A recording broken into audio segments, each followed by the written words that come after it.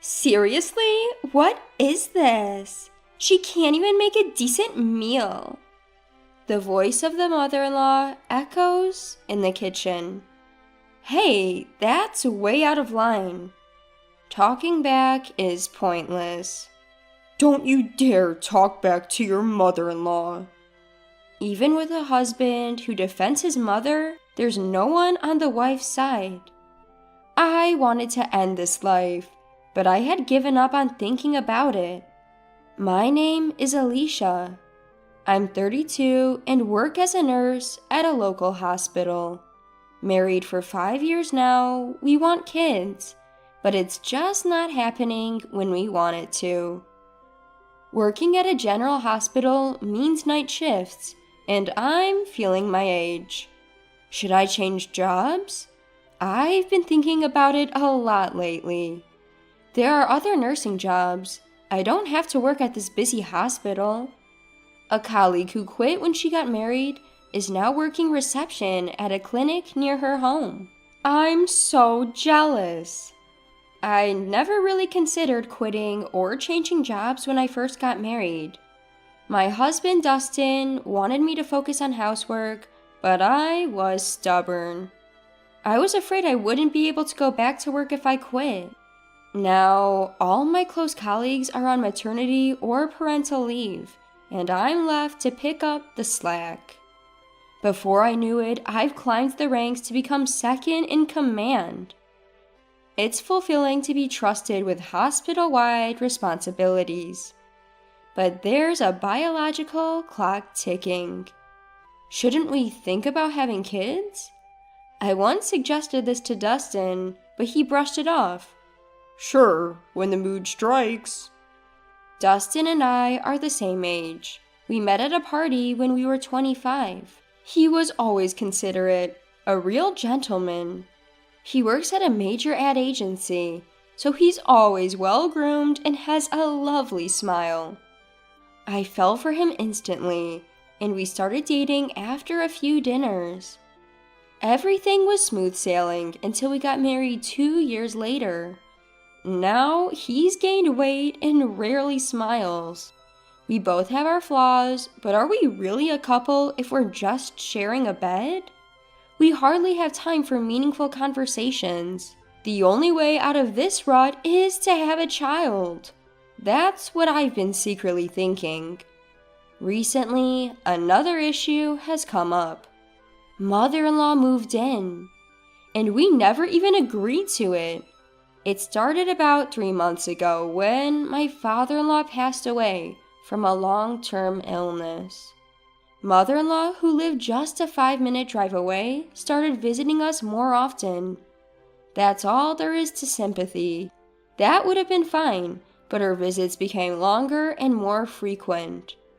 One day, I came home exhausted to find mother-in-law in the house. She had made a copy of our key. Eventually, she pretty much moved in. Later, I found out her house had been sold. There was no going back. Mother-in-law, this apartment is meant for 2 people. We can't just have you move in. I tried to choose my words carefully, but it was in vain. How awful! You want to kick out an old lady? I heard from Dusty Bear that you have an extra room, so I'm doing you a favor by living here. I'm your husband's mother, so just be respectful and deal with it. She talks down to me like this. We've never had a good relationship to begin with. Living together has only deepened the mother-in-law and daughter-in-law conflict. And Dusty Bear, really? It feels weird to have a nickname for a man in his 30s. What's worse, Dustin calls her Mama when she's around, which gives me the chills. I suspect he was a mama's boy when we were dating, but seeing it in action is a bit much. I've heard that how a man treats his mother is a good indicator of how he'll treat his wife. I used to find Dustin's kindness towards his mom endearing, but now it seems like all of his kindness is directed at her, not me. I've tried to talk to Dustin about the living situation multiple times. Dustin, we never agreed to this. can you please talk to your mom? She's lonely since Dad passed away. She lived nearby anyway, so it's not a big change, right? He always brushes me off like my feelings don't matter. Living together is way more stressful than living nearby.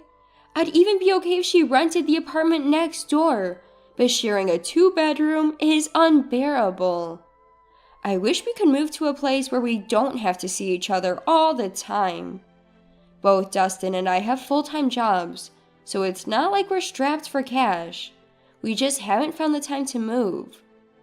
Hey, why don't we look at some new places on our next day off? Let's move somewhere bigger.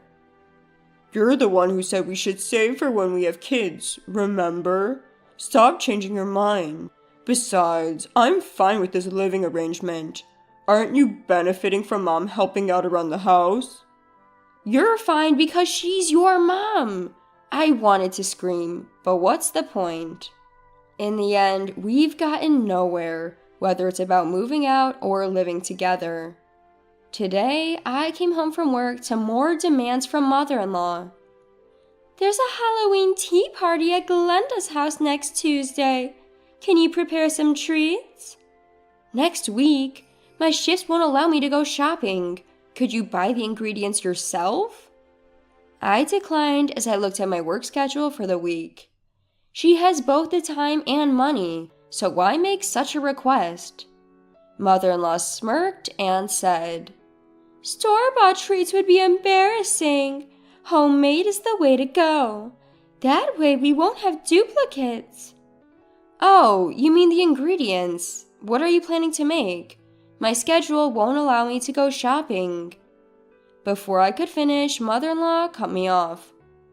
Oh, you're so clueless. Obviously, you're the one who's going to make them. You're so useless, haha. And there it was, another verbal jab. I can't do it. I don't even have time to go shopping, let alone bake treats. Please do it yourself. I tried to make my point, but mother-in-law wasn't listening. It's obvious who's more suited for this task between a full-time nurse and a retiree with plenty of time and energy. Still, mother-in-law persisted. Pumpkin cupcakes are easy. Just make the packaging Halloween themed. If you cut into your sleep, you'll have time. Forget and you'll regret it. Ha ha ha. She left me with those ominous words and retreated to one of the 2 bedrooms. Why do I have to do this? I was already tired from work, and this conversation just drained me even more. Does she not understand how crucial sleep is for a nurse who's in a physically demanding job? I felt a bit relieved imagining mother-in-law showing up empty-handed, but I couldn't ignore her. Last time I didn't meet her demands, she spread rumors that I was cheating on my husband. Clearing up that misunderstanding with the neighbors was a hassle. Then Tuesday came. I sacrificed 3 precious hours of sleep last night to bake pumpkin-flavored cupcakes. They looked cute in Halloween packaging. Surely mother-in-law would be satisfied. But when she saw them, she said, "What's this? You made these? Wow, you're talented. Talented at wasting ingredients and money, haha." I thought I misheard, but her words were clearly directed at me and my cupcakes. I made them just like you said. What's wrong with them? And it's really unfair to criticize me after making me do this. Before I could finish, mother-in-law showed me a bag, wrapped in department store paper. I instantly knew. She never intended to bring my treats. She just wanted to make me do the work. Rage boiled inside me. I was the fool for actually making them. I'm done being mother-in-law's puppet. What's in the bag, mother-in-law? You made me bake and then you went shopping yourself? Why are you always so cruel? Oh, did I say that? Just throw those trashy, uninspired cupcakes away. I can't bring them to the neighborhood tea party. I wanted to scream at this infuriating woman, but held back and started preparing for work. I barely slept less than 3 hours last night. I need to find a way to end this living situation and never see mother-in-law again. Why is Dustin okay with me suffering like this? Tears of frustration filled my eyes as I headed to work. 2 months had passed since that incident, and today is New Year's Eve. We've managed to avoid any major fights, but that doesn't mean I've accepted this living arrangement. I've minimized conversations with mother-in-law to keep my irritation at bay. The hospital is busy during the cold season. It might not seem like much compared to doctors, but with increased appointments for vaccinations, this is the busiest time of the year. We're swamped covering for the doctors. 5 years into our marriage, we didn't do anything special for Christmas. How could we, with mother-in-law living with us? I just focused on getting through the hectic holiday season. I had thought about going on a trip for the New Year's holiday, but Dustin wasn't interested.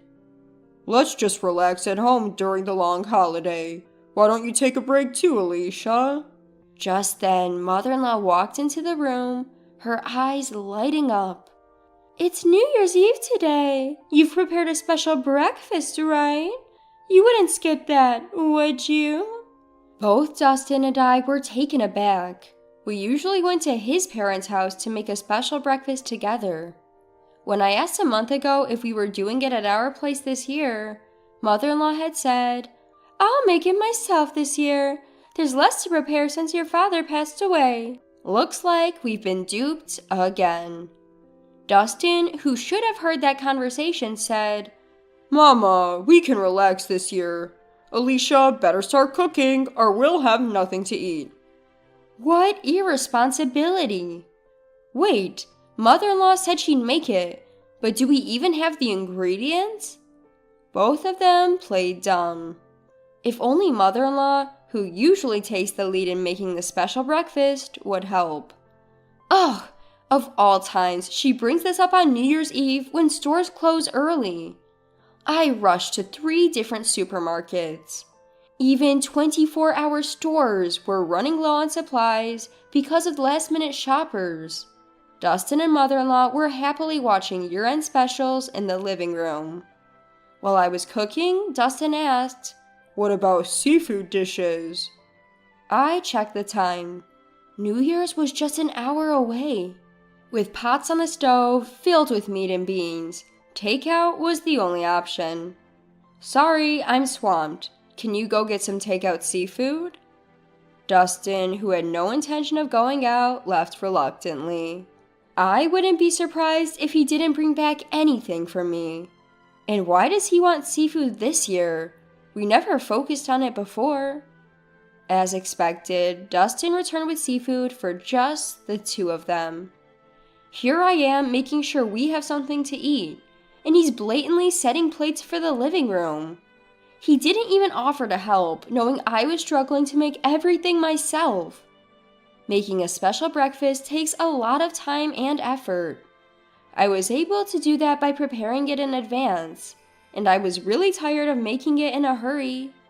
By the time I took a breather, dawn was breaking. Another all-nighter. But the dishes looked pretty good. Finally done. Now there shouldn't be any complaints. With that thought, I headed to the bedroom. The next morning, or rather just 2 hours after I collapsed into bed, I was awakened by noise in the kitchen. Mother-in-law and Dustin, who had gotten a good night's sleep, were probably ready for their special breakfast. Then Dustin came in and said something unbelievable. We're going out. You're probably tired, Alicia, so you'll stay home, right? Or do you want to go out for brunch? What? Brunch? My brain is already foggy from lack of sleep, and now it's filled with even more questions. I asked in disbelief. Wait, you want to go out for brunch? Right now? But I made a special breakfast, so we don't need to eat out, right? Well, yeah, but... I'm annoyed by Dustin's vague response and head to the kitchen. To my horror, My mother-in-law is about to throw away the food I stayed up all night to make. Hey, what are you doing? This trash is inedible, haha. I thought I'd do you a favor and throw it away. Starting the new year with this? No way, ha ha ha. I managed to snatch the food from her, but in the process, some vegetables fall to the floor. Why is this happening to me? As I'm picking up the fallen vegetables, tears start to roll down my cheeks. Dustin, seeing all this, puts on his jacket without offering any help. Alright, let's just go have brunch by ourselves, Alicia. Take care of the rest, haha. And just like that, they leave to enjoy their brunch. This can't go on. If we have a child, I can't raise it with Dustin. After cleaning the floor, I decide to eat the special breakfast I made.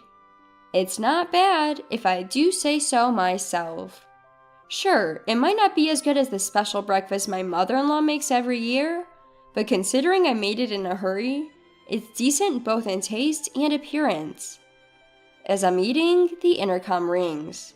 Who could it be this early in the new year? When I go to the door, I'm shocked and decide it's time for revenge. 3 days later, I'm packing up my things at home. Alright, this is the last box. All that's left is to talk to my mother-in-law when she gets back. Just as I'm thinking this, she storms in. You've embarrassed me! What are you going to do about it? She yells at me. What's all the fuss? I haven't done anything. I reply calmly and she turns red. The neighbors are laughing at me. They're asking if I'm bullying my son's wife. They heard about the special breakfast. Clear up this misunderstanding right now.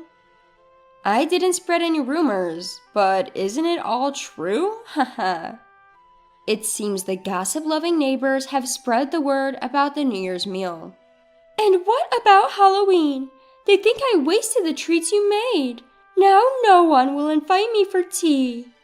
The person who visited me, left alone on New Year's Day, was Elisa, a leader in the neighborhood. I was surprised to see her at the door since we usually only exchange greetings. Elisa seemed to have noticed that I wasn't getting along with my mother-in-law. She was concerned after seeing my mother-in-law and Dustin go out together after the countdown party. It must be tough with your mother-in-law moving in, huh? She's been telling everyone that you and her son suggested living together. But everyone knows Crystal is just a neighbor and you're still young. They know something's off. Crystal is my mother-in-law. Elisa's words lift my spirits a bit. I had no idea my intrusive mother-in-law was saying such things outside the house. Elisa had asked me if I had any other interesting stories, so I told her about the special breakfast and the Halloween incident. It seems my mother-in-law's monstrous behavior is the talk of the town, and I couldn't be happier. She brought it all on herself. If she keeps complaining, worse things will happen to her, haha. What do you mean worse? I've lived in this neighborhood for years. You won't be able to walk outside if you cross me. My mother-in-law retorts, mimicking my tone. Then, suddenly, the home phone rings. I answer it and quickly hand it over to her. Her face turns pale. What? The neighbors are watching a live stream of this room right now? What's going on? I show her my mobile phone, which is on the TV stand. I had been live streaming her bullying tactics, using a method Elisa taught me. What is this? She tries to snatch the phone from me, but I explain that the footage is already live streamed. About 20 people are watching since it's a holiday. Realizing that breaking the phone won't help, she falls to her knees and begs me to stop the stream. I was wrong. I've done terrible things. Please stop the stream. We won't be able to live here if people see this. Ignoring her tearful pleas, I respond. The one who won't be able to live here is you, not me. I'm staying. She's furious, but seems to realize that she can't walk outside anymore now that her bullying has been exposed. Her face turns blue as she begs for help. Then let's all move far away. Don't abandon me. You're really clueless, haha. Dustin and I are getting a divorce. You're a stranger now. Please leave within a week, haha. I packed a box in front of her. It's trash to me, but I've packed it for you. Yes, the stuff I was packing was for my mother-in-law and Dustin.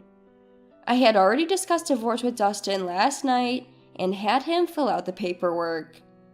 I thought he would put up more of a fight, but he agreed easily. I found him an apartment closer to his work, so there was no fuss. Maybe he thought he didn't have to do housework because his mom was around. From what I've heard through the neighborhood network, Dustin and his mom, who moved to the next town, are having a lot of issues. She's causing a scene at his workplace, demanding to be shown around because she's his mother.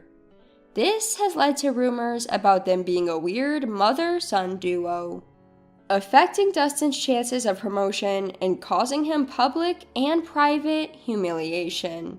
I can't believe that something like this happened to my former in-laws without me even knowing about it. I'm grateful to the neighbors who helped me, and hope to help others who are being bullied by their in-laws someday.